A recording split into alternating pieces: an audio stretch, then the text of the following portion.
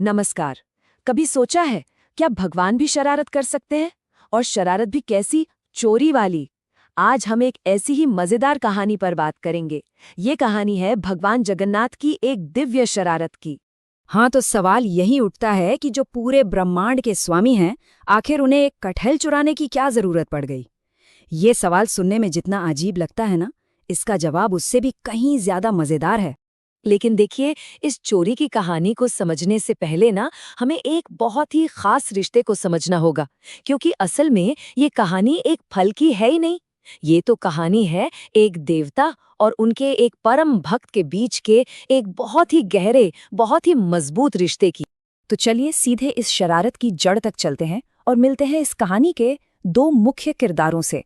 एक तरफ है भगवान जगन्नाथ और दूसरी तरफ है उनके भक्त माधवदास। और यकीन मानिए, इनके इसी अटूट रिश्ते में इस पूरी लीला का राज छिपा हुआ है। तो हुआ यूं कि माधवदास पुरी पहुंचे और अपने जीवन से कुछ ऐसे निराश थे कि उन्होंने समुद्र तट पर मृत्यु तक उपवास करने का फैसला कर लिया। 1 दिन, 2 दिन, 3 दिन बीत गए। अब जब भक्त भूखा हो तो भगवान कैसे खा सकते हैं? भगवान जगन्नाथ व्याकुल हो उठे। वो प्रसाद तक नहीं खा पा रहे थे। तो जानते हैं उन्होंने क्या किया?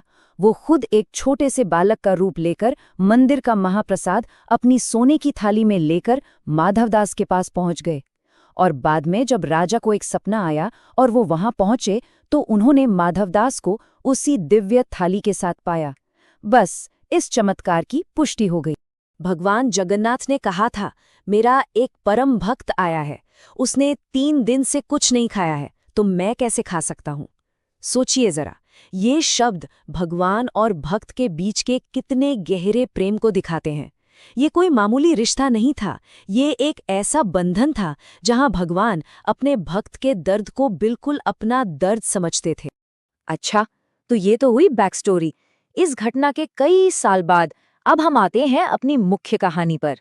हुआ ये कि भगवान जगन्नाथ के नटखट मन में ना एक बार फिर एक शरारत सूझी, और इस बार शरारत भी बड़ी अनोखी थी। उनका मन कुछ चोरी करने का हुआ। तो प्रभु ने सोच तो लिया कि चोरी करनी है, पर भाई अकेले अकेले चोरी करने में क्या मजा? इस डिवाइन क्राइम के लिए उन्हें एक पार्टनर की जरूरत थी, एक साथी। तो अब सवाल था कि ये पार्टनर इन क्राइम बनेगा कौन? बड़े भाई बलराम? अरे नहीं नहीं नहीं, वो तो बिल्कुल सही चॉइस नहीं थे। जगन्नाथ जी जानते थे कि एक तो बलराम जी बड़े गुस्सैल हैं, पकड़े गए तो पता नहीं क्या कर देंगे। ऊपर से वो तो चोरी का नाम सुनते ही डांटना शुरू कर देते, और चलो अगर मान भी गए तो पूरे शहर में ढिंडोरा पीट देते कि सुनो सब, हमारा लाला चोरी करने आ रहा है। अब ऐसी चोरी का क्या फायदा है? तो फिर साथी कौन बना? जी हाँ, वही उनके परम भक्त माधवदास। और टारगेट राजा के बगीचे का कटहल। अब माधवदास ने कहा कि प्रभु, राजा से मांग लेते हैं। तो जगन्नाथ जी का लॉजिक सुनिए, बड़ा मजेदार था। उन्होंने कहा, अरे माधव, मांग कर खाए कटहल में वो मजा कहाँ जो चोरी करके खाए हुए कटहल में है। और बस फिर क्या था, भगवान जगन्नाथ ने अपने नए साथी माधवदास को चोरी के कुछ एकदम जरूरी नियम कानून सिखाए। रूल नंबर 1, फुर्ती से काम करना है पर आवाज बिल्कुल नहीं। रूल नंबर 2, आंखें और कान हर वक्त खुले रखने हैं, पलक तक नहीं झपकानी। इन नियमों के साथ ये पूरा प्लान और भी दिलचस्प हो गया। तो चलिए अब चोरी की असली कार्रवाई पर चलते हैं।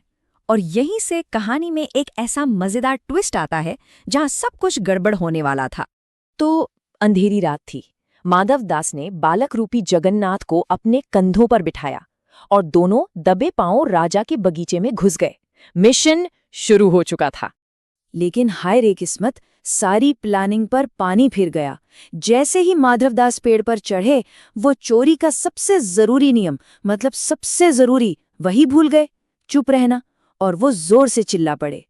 और चिल्लाए भी तो क्या, सोचिए, पेड़ के ऊपर से आवाज लगा रहे हैं, प्रभु कौन सा वाला दूं, ये वाला या वो वाला? बस इसी एक आवाज ने सारे प्लान का मजा किरकिरा कर दिया।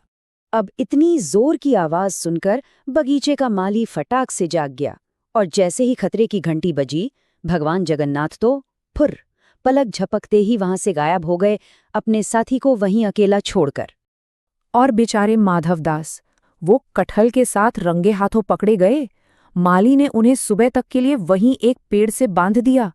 चोरी का जो इतना शानदार प्लान बना था वो बुरी तरह फेल हो गया। तो अब क्या हुआ होगा? इस फेल हुई चोरी के बाद माधवदास का क्या हुआ? यहीं पर कहानी एक और बहुत ही सरप्राइजिंग मोड़ लेती है, जहां सजा की जगह इनाम मिलता है। अगली सुबह जब राजा बगीचे में टहलने आया तो क्या देखता है कि उसके अपने गुरु माधवदास एक पेड़ से बंधे हुए हैं। माधवदास ने राजा को पूरी कहानी बताई कि ये कोई और नहीं बल्कि खुद महाप्रभु जगन्नाथ की लीला थी, उन्हीं की इच्छा थी। ये सुनते ही राजा को गुस्सा नहीं आया, बल्कि वो तो आनंद से भर गया। और जानते हैं इस डिवाइन क्राइम के इनाम में क्या मिला? राजा ने अपना पूरा का पूरा बगीचा ही भगवान जगन्नाथ के नाम कर दिया। बाद में जब माधवदास की मुलाकात फिर से जगन्नाथ जी से हुई तो भगवान ने बड़े मजे से कहा, माधव, अपनी इच्छा तो मन में ही रह गई, चोरी तो असल में हुई ही नहीं।